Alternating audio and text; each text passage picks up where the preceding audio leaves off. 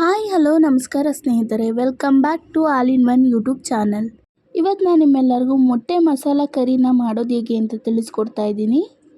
ಆದರೆ ಅದಕ್ಕೂ ಮುಂಚೆ ನೀವು ನನ್ನ ಚಾನಲ್ನ ಸಬ್ಸ್ಕ್ರೈಬ್ ಮಾಡಿ, ಹಾಗೆ ಪಕ್ಕದಲ್ಲಿ ಕಾಣಿಸೋ ಬೆಲ್ಲೈಕನ್ನ ಪ್ರೆಸ್ ಮಾಡಿ.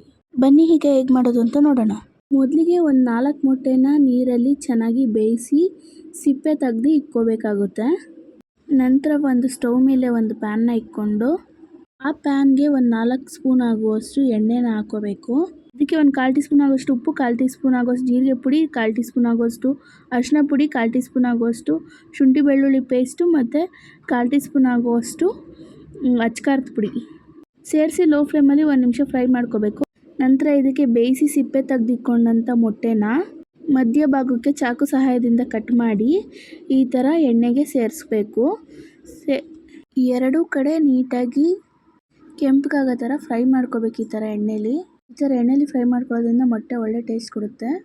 ನಂತರ ಇದನ್ನೆಲ್ಲ ಒಂದು ಬೌಲ್ಗೆ ಸಪ್ರೇಟಾಗಿ ಮಾಡಿಕೊಂಡು ಈಗ ಅದೇ ಎಣ್ಣೆಗೆ ಕರಿಬೇವನ್ನ ಸೇರಿಸ್ಕೊಂಡು ನಂತರ ಇದಕ್ಕೆ 2 ಮೀಡಿಯಮ್ ಸೈಜ್ ಈರುಳ್ಳಿನ ಸಣ್ಣಗೆ ಕಟ್ ಮಾಡಿ ಇಟ್ಕೊಂಡಿದ್ದೆ, ಅದನ್ನು ಸೇರಿಸ್ಕೊತಾ ಇದ್ದೀನಿ. ಈಗ ಈರುಳ್ಳಿನ ಚೆನ್ನಾಗಿ ಎಣ್ಣೆಲಿ ಫ್ರೈ ಮಾಡ್ಕೋಬೇಕು ಒಂದು 5 ಮಿನಿಟ್ಸು. ಇದಕ್ಕೆ ಟೊಮೊಟೊ ಪ್ಯೂರಿನ ಸೇರಿಸ್ತಾ ಇದ್ದೀನಿ. 2 ಟೊಮೊಟೊನ ಮಿಕ್ಸಿಗೆ ಹಾಕ್ಕೊಂಡು ಚೆನ್ನಾಗಿ ರುಬ್ಬಿಕೊಂಡಿದ್ದೆ, ಅದನ್ನು ಸೇರಿಸ್ಕೊತಾ ಇದ್ದೀನಿ. ಸೇರಿಸ್ಕೊಂಡು ಈಗ ಚೆನ್ನಾಗಿ ಮಿಕ್ಸ್ ಮಾಡ್ಕೋಬೇಕು. ಇದನ್ನು ಚೆನ್ನಾಗಿ ಒಂದು 5 ನಿಮಿಷಗಳ ಕಾಲ ಮಳ್ಳೋದಕ್ಕೆ ಬಿಡಬೇಕು. ಆಮೇಲೆ ಇದಕ್ಕೆ 1 ಸ್ಪೂನ್ ಆಗುವಷ್ಟು ಅಚ್ಕಾರದ ಪುಡಿನ ಸೇರಿಸ್ಕೋಬೇಕು. 1/4 ಟೀ ಸ್ಪೂನ್ ಆಗುವಷ್ಟು ಅರಿಶಿನ ಪುಡಿನ ಸೇರಿಸ್ಕೊಂಡು ಚೆನ್ನಾಗಿ ಮಿಕ್ಸ್ ಮಾಡ್ಕೋಬೇಕು. ಅದಾದಮೇಲೆ 1 ಸ್ಪೂನ್ ಆಗುವಷ್ಟು ಧನಿಯಾ ಪುಡಿನ ಕೂಡ ಸೇರಿಸ್ಕೋಬೇಕು. ಮತ್ತು ಇದಕ್ಕೆ ಒಂದು 2ರಿಂದ 3 ಟೇಬಲ್ ಸ್ಪೂನ್ ಆಗುವಷ್ಟು ಮೊಸರನ್ನ ಸೇರಿಸ್ಕೊತಾ ಇದ್ದೀನಿ. ನೋಡಿ ಈಗ ಕಲರ್ ಯಾವ ಥರ ಬಂದಿದೆ ಅಂತ. ಮತ್ತು ಇದಕ್ಕೆ 1 ಕಪ್ ಆಗುವಷ್ಟು ಕಾಯಿ ಹಾಲು, ತೆಂಗಿನಕಾಯಿನ ನುಣ್ಣಗೆ ರುಬ್ಕೊಂಡಿದ್ದೀನಿ, ಅದನ್ನು ಸೇರಿಸ್ಕೊತಾ ಇದ್ದೀನಿ. ಇದನ್ನೆಲ್ಲ ಸೇರಿಸಾದ ನಂತರ ಇದನ್ನು ಚೆನ್ನಾಗಿ ಮಿಕ್ಸ್ ಮಾಡ್ಕೋಬೇಕು. 10 ನಿಮಿಷಗಳ ಕಾಲ ಚೆನ್ನಾಗಿ ಮಳ್ಳೋದಕ್ಕೆ ಬಿಡಬೇಕಾಗುತ್ತೆ.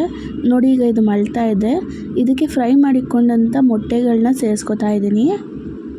ಈ ಮೊಟ್ಟೆ ಎಲ್ಲ ಸೇರಿಸಾದ್ಮೇಲೆ ಜಾಸ್ತಿ ಹೊತ್ತು ಬೇಯಿಸೋ ಅವಶ್ಯಕತೆ ಇರಲ್ಲ, ಯಾಕಂದರೆ ಮೊದಲೇ ಮೊಟ್ಟೆಗಳೆಲ್ಲ ನೀರಲ್ಲಿ ಬಾಯ್ಲ್ ಆಗಿರುತ್ತೆ, ನಂತರ ಎಣ್ಣೆಲಿ ಕೂಡ ಫ್ರೈ ಆಗಿರುತ್ತೆ.